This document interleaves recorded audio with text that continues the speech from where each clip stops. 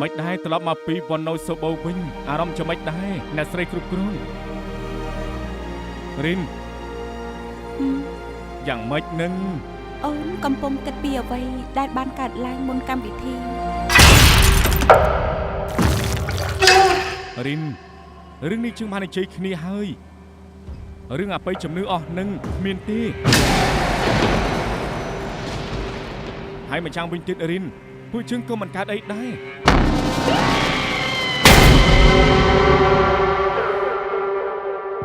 អូនមានអ្វីម្យ៉ាងខុសប្រក្រតីអូនពិតជាប្រហែសណាស់ហេតុអីបានជាខ្ញុំរលូនកូន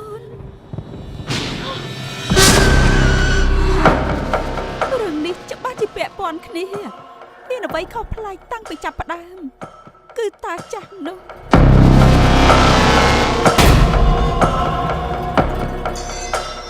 វាគឺជាវិជាធំ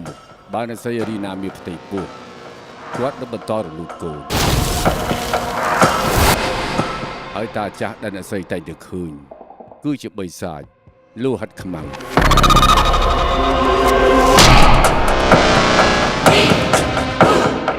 ខ្ញុំមើលឃើញភាពមិនស្មោះត្រង់ចំពោះអ្នកទាំងពីរ